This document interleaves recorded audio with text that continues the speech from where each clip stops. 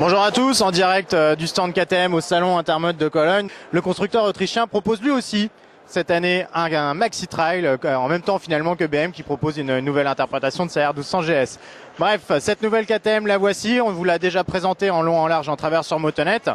Elle est mue donc par un bicylindre issu de la RC8, donc qui a reçu de nombreux aménagements évidemment pour répondre aux besoins d'un Maxi Trail. Donc c'est un moteur qui développe 150 chevaux en version full bien entendu, et qui reçoit pas mal d'aménagements, notamment au niveau de l'électronique, notamment un accélérateur ride-by-wire, un traction control et plusieurs modes de cartographie, donc qui permettent d'adapter un petit peu la réponse moteur en fonction des envies et des besoins. Il y a aussi un ABS qui est embarqué directement et qui vient donc compléter le travail réalisé, qu'on imagine très bon, par les étriers radio Brembo.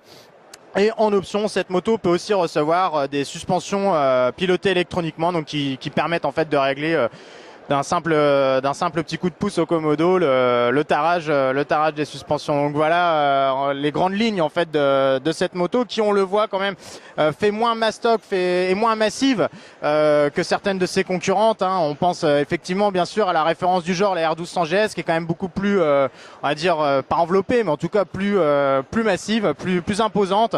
Celle-ci là, fidèle finalement aux lignes, à la philosophie de KTM, c'est une moto qui a des apparences un petit peu plus sportives, donc un peu plus typé rallye raid. Donc on imagine avec laquelle il sera possible d'aller de faire un petit peu d'excursion en tout terrain. Et ça se ressent d'ailleurs tout de suite au niveau de la fiche technique, puisque KTM annonce un poids à vide compris entre 212 kg à sec et 230 kg tout plein fait. Donc ce qui est quand même nettement moins élevé que certaines de ses concurrentes.